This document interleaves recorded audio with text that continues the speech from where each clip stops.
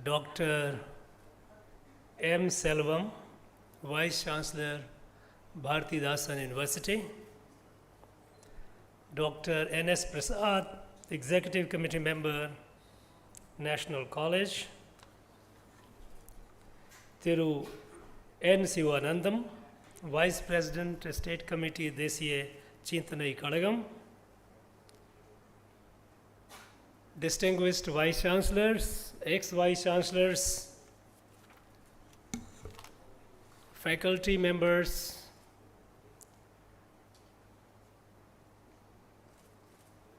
those who have participated in this conference or workshop, dear students, gracious ladies and gentlemen, அனைவருக்கும் வணக்கம்.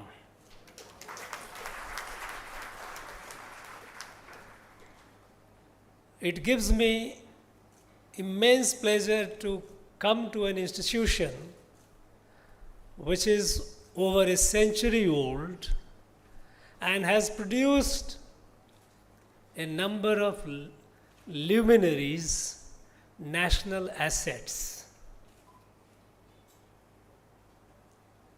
I was briefed and I was quite impressed by the galaxy of intellectuals, national leaders which this institution has produced. And coming to its premises is indeed a matter of pride. And I thank the organizers for giving me this opportunity.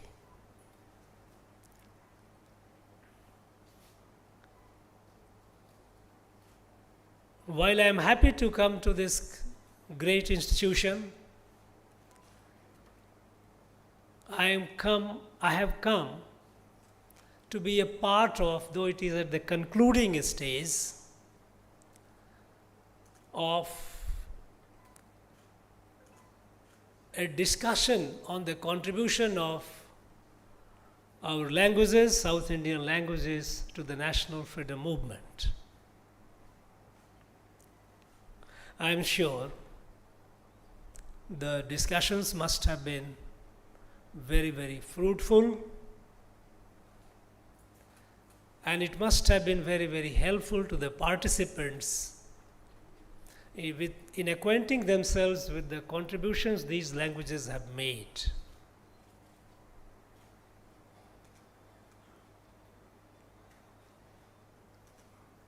We know that our national freedom movement was a mass movement,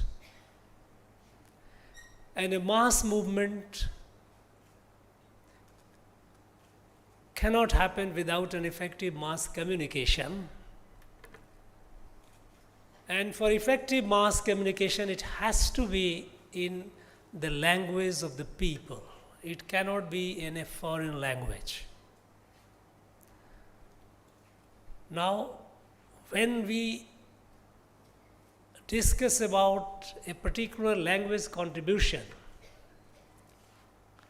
first of all, it is given that language, because people of all parts of the country, they participated in the movement. It is with a collective effort.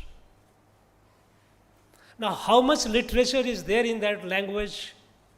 That is, of course, a matter of a research, matter of a study. Because all those who carried on the national freedom movement,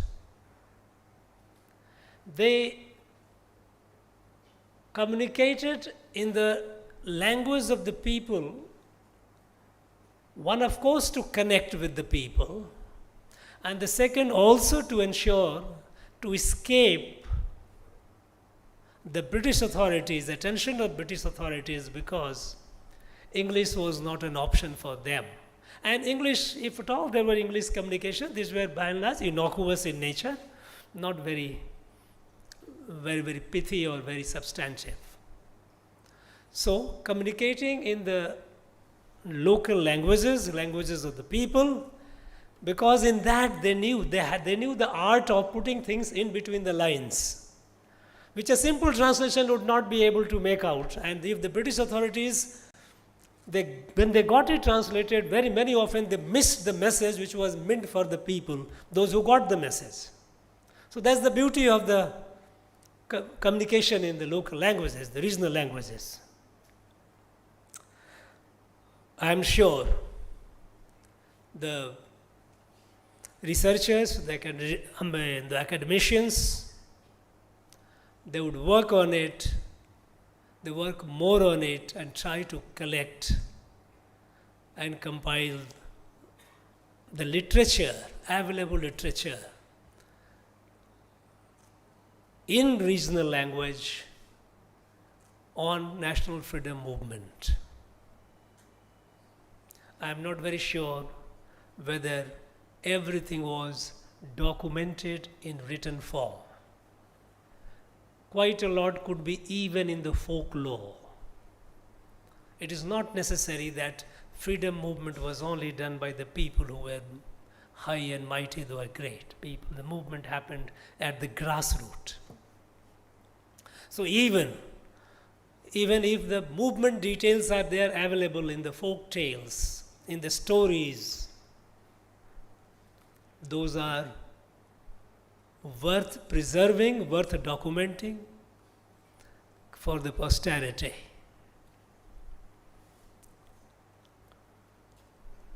But here I would like to raise some basic questions. The questions which are more basic, more fundamental when it comes to our national freedom movement, the history of our national freedom movement. To some of you, it might look absurd question. What is this? But the fact is that there is lack of clarity on our national freedom movement. The mainstream narrative of the national freedom movement, which have been taught, which have been recorded, documented, and which are taught to our students in schools and colleges, they by and large revolve around the history of Indian National Congress, because they were the one who were prominently leading the movement. Mahatma Gandhi was at the helm of affairs. So, those who were not part of the national freedom movement, they fell on either on the margin or as the footnote or nowhere. So, what do we mean when we say national freedom movement? When we look for the movement which was a mass movement, it could not be just confined to only Indian National Congress. They were great leaders, no doubt about it. But there were far many more people. And that is how we find the people like Dr. B.R. Ambedkar, Netaji Subhash Chandra Bose, Veer Pandya Kattabomman, Velu Nachiyar, V.O. Chidambaram Pillai, Maruti brothers, Pulidevan, many of them. They do not find adequate place. We have started talking about them, it's a different thing now, but they do not find mainstream narrative of the national freedom movement. And there are many more.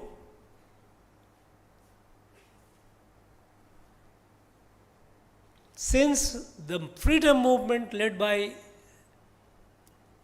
our great leader, father of the nation, Mahatma Gandhi, was essentially non-violent,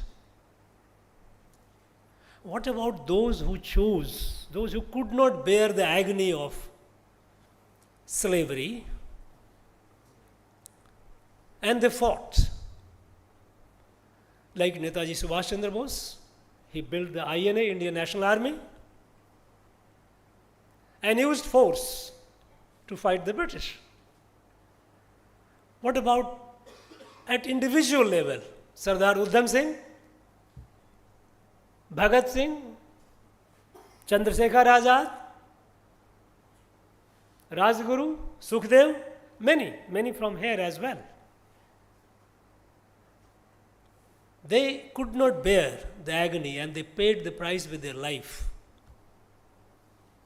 But they were called revolutionaries and they were at that point of time and subsequently they have been projected as if they were causing a hindrance to the movement. So the mainstream narrative about the national freedom movement does not do proper justice to these people.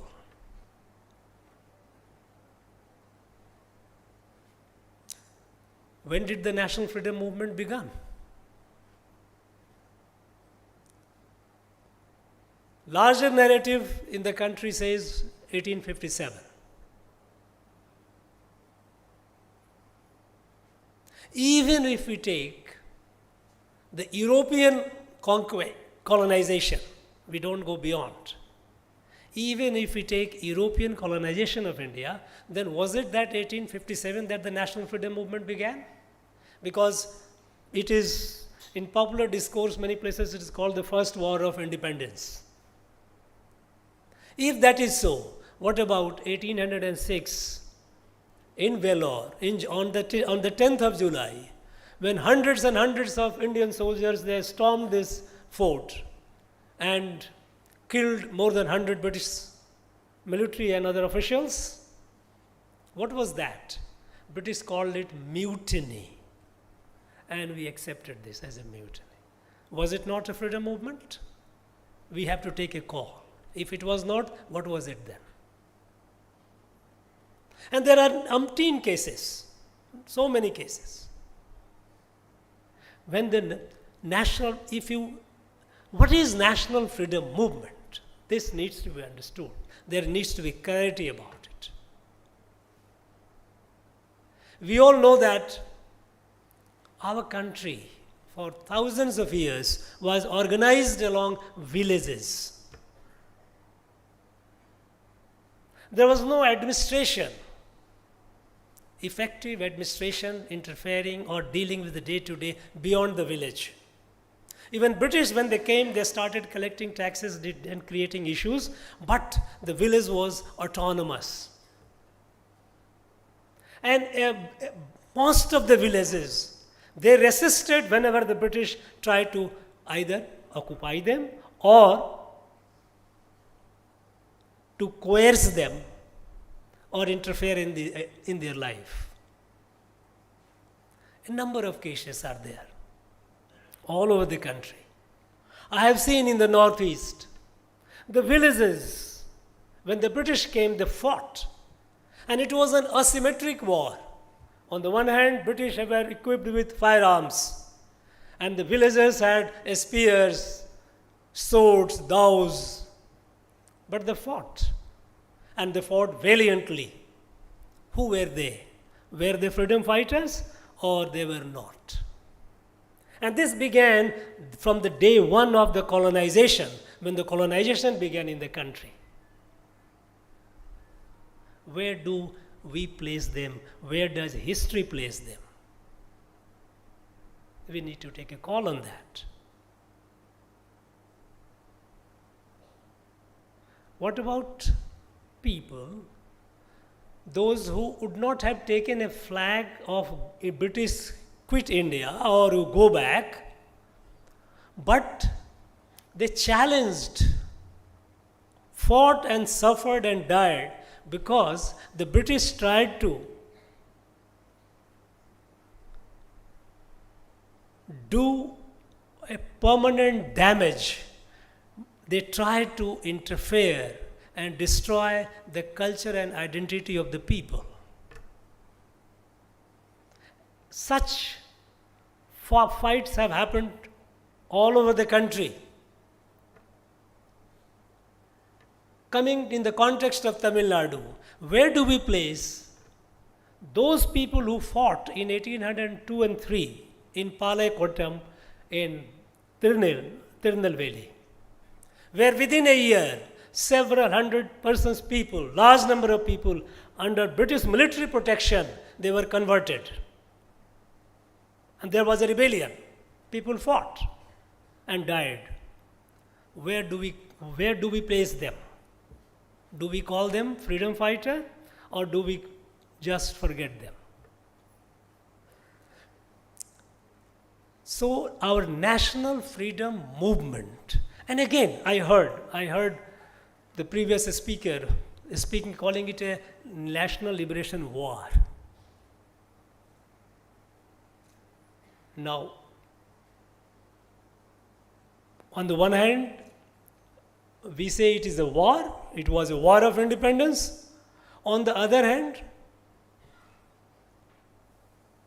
did we treat those who occupied and oppressed us as adversary, as enemies? In fact, our freedom, if we dispassionately look at it, the way it came, it appeared as if it was a gift. A British Parliament passed an act, India Independence Act 1947. They say, look, now we are going. And the grand farewell and ceremony given to those who had come and occupied and tortured this country. If those who colonized, those who tried to destroy and destroyed, who were they? They were friends or they were enemies? If they were friends, those who died for it, who were they then? Those who died for the freedom, did they die fighting an enemy or did they die fighting a friend? There are a number of questions which remain unanswered. Our independence, we call it transfer of power.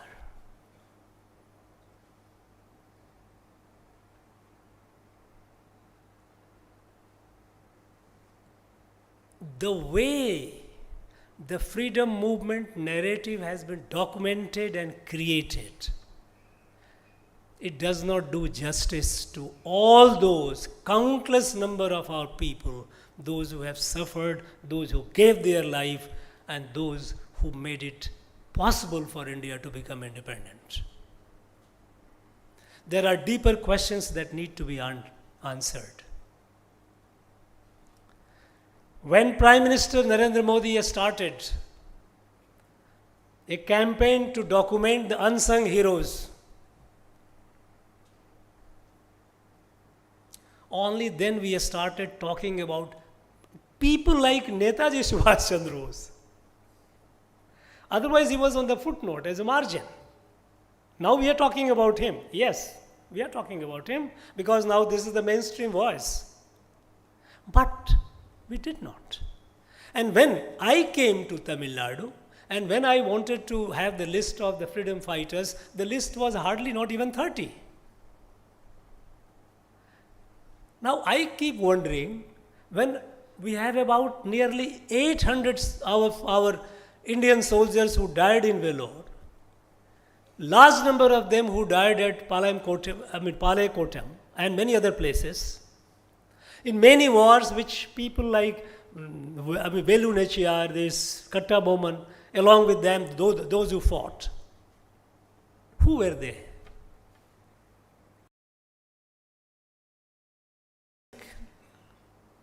We need to do a lot of soul searching. A lot.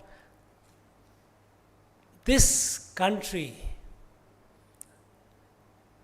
because its ambiguity in identifying itself and those who are our adversary, we have paid heavy price. We have paid heavy price for law. It was because of this ambiguity that we allowed the partition of the country. It was with this ambiguity that we tried to forget the POK, a large part of Jammu and Kashmir captured by Pakistan. We tried to forget it, as if let the actual control, line of control be the international border. It was this attitude that we allowed Aksai Chin to be taken away by China, and we try to forget it. We don't even talk about it.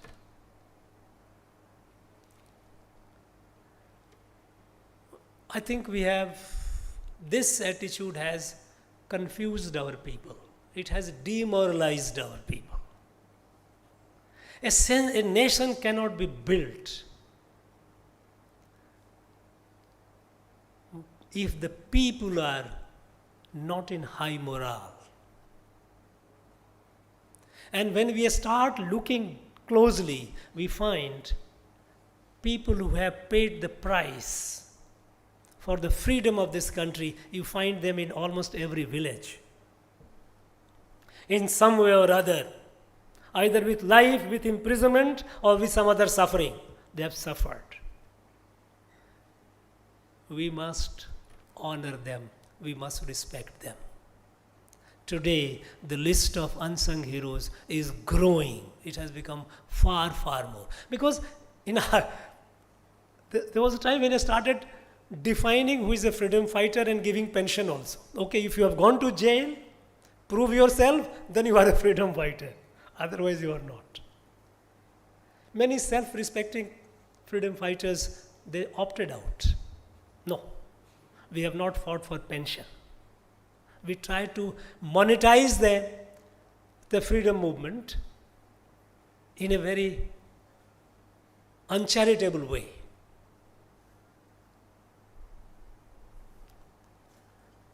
Now, our country is answering these questions. Our people are raising the questions and finding answer to these questions. And answer to these questions are necessary for our national spirit. In fact, I have often mentioned it in my talks, but subsequently I wondered, but I was a class 6 student, and in my textbook there used to be a lesson, the advantages of British rule. I'm talking about 60s, 60, 61. And we used to have a question in our examination, yes, count the advantages of British rule, and we had memorized and we used to write, yes, English language, railways, the justice system, rule of law, as if we were barbarian. We didn't know how to talk. We had no language. Imagine. Our language is far, far superior, far, far richer. After all, what is European languages? They are only of yesterday. Tamil, Sanskrit, several thousands years old legacy. And we have been writing, we are happy, we are thankful to the British that they gave us the English language. The colonization of mind. When our minds were colonized, are colonized even today, how can we do justice to the national freedom movement? How can we, on the one hand, we remain thinking and praising those who colonized us, and we talk about the national freedom movement, those who did it? I think there is need for more honest approach to it.